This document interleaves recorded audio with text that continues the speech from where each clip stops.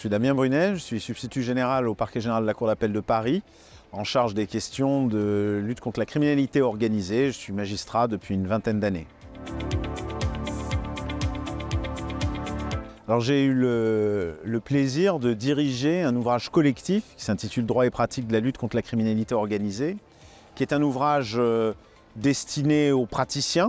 du droit pour qu'ils puissent appréhender toutes les matières criminologiques, juridiques qui sont en prise directe avec la lutte contre la criminalité organisée. Le livre peut aussi s'adresser à un public étudiant de par son accessibilité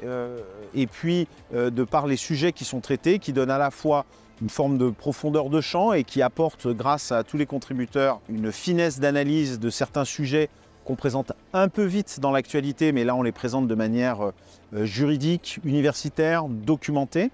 Et puis aussi, évidemment, le lecteur pourra se verser dans un aspect plus juridique de l'ouvrage avec des analyses jurisprudentielles, des analyses de texte et même quelques réflexions sur des dispositifs législatifs actuels qui pourraient faire preuve d'amélioration prochaine.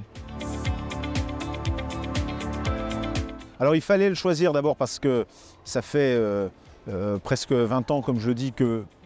de poste en poste, j'ai travaillé dans la lutte contre la criminalité organisée, donc c'est la matière que j'appréhende le mieux. C'était aussi l'année 2024, l'occasion de célébrer les 20 ans de la loi dite Perben II du 9 mars 2004, qui a révolutionné la procédure pénale, notamment en créant les JIRS, les juridictions interrégionales spécialisées, et en intégrant finalement dans le code de procédure pénale une dimension spécialisée de la justice pour lutter contre ce fléau qu'est la criminalité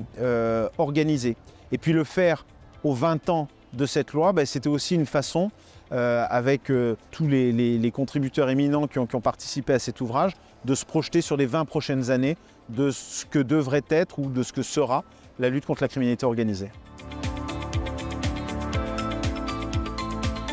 Je suis comblé et à la fois un petit peu gêné parce que je ne suis pas le seul lauréat en réalité, je suis lauréat parmi 30. Il y a des contributeurs qui font tous référence dans la partie qu'ils ont traitée, également dans d'autres, mais il fallait choisir des parties. Donc c'est un honneur infini d'être à la fois lauréat en tant que directeur de l'ouvrage et en tant que directeur de l'ouvrage aux côtés de tous ces contributeurs.